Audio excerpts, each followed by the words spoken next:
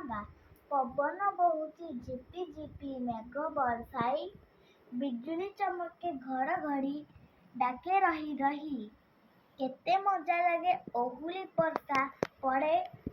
କେତେ ମଜା ଲାଗେ କେତେ ମଜା ଲାଗେ ଓହୁଳି ଓଳିରୁ ବରଷା ଅଳିରୁ ବର୍ଷା ପଡ଼େ ଝରି।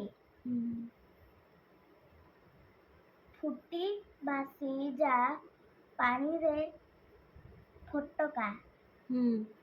ଫୁଟି ଭାସିଯାଏ ପାଣିରେ ଫୋଟକା ଅସୁମାରି। ଭାସିଯା ମୋ କାଗଜ ଡଙ୍ଗା ଭାସିଯା, ଡରିବୁ ନାହିଁ ଆକାଶ ଦେଖି। ଡରିଯିବୁ ନାହିଁ ଆକାଶରେ ଦେଖି ମେଘ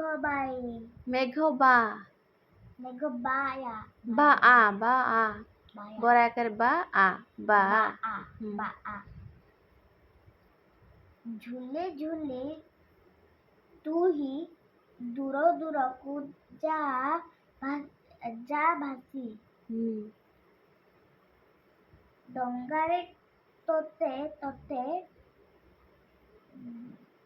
ଡଙ୍ଗାରେ ତୋତେ ମେଲାଣି ଦେଲି ମୁଁ ହସି ହସି।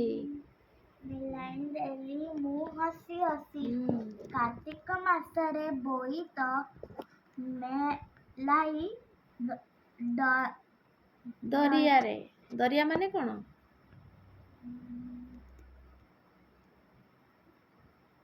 ସମୁଦ୍ର। ତାପରେ ଦରିଆରେ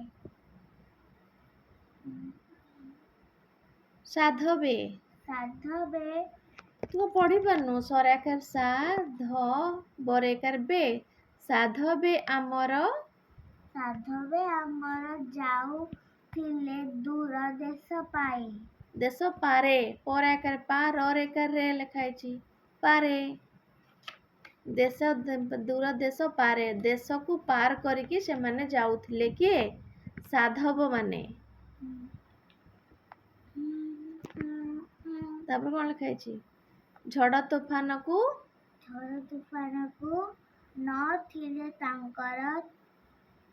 ନଥିଲା ତାଙ୍କର ତିଳେ ଡର। ଆସୁଥିଲେ ଫେରି ଆଷାଢ଼ରେ ସାରି କାରବାର। ତାଙ୍କ ଯାହା କାମ କରୁଥିଲେ, ତାଙ୍କ ଯୋଉ ସାଧବ ମାନେ ଯୋଉ କାମ ପାଇଁ ଯାଉଥିଲେ, ସେ କାମ ସାରିକି ସେ ଫେରି ଆସୁଥିଲେ ଆଷାଢ଼ ମାସରେ। କଣ ପାଇଁ କି ତା ପରଦିନ ବର୍ଷା ହବ ବୋଲି ତ ସେଇଠି ରହିପାରିବେ ସିଏ। ସେଥିପାଇଁ ଆମକୁ ମ୍ୟାମ୍ ଏଇ କଥା କହିଥିଲେ। କଣ କହିଥିଲେ?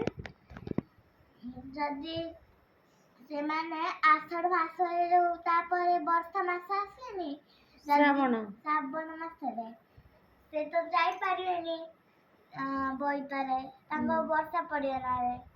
ସେଥିପାଇଁ ସେ ଜଲ୍ଦି ଫେରି ଆସୁଥିଲେ। ଏଇଟା କହିଛନ୍ତି ମ୍ୟାଡାମ। ହଉ। ବୋଇତରେ ଭରି ଧନ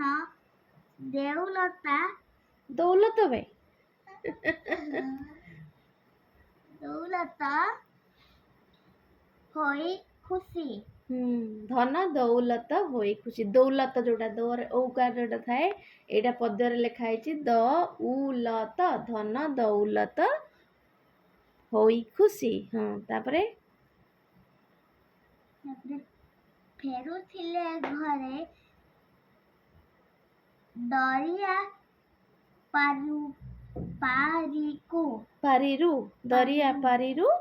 ଦରିଆ ପାରିରୁ ମିଳିମିଶି ବୋଇତ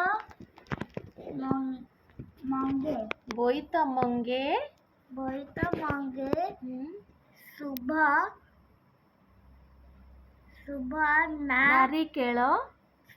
ନାରିକେଳ ଜଳ ଢାଳି।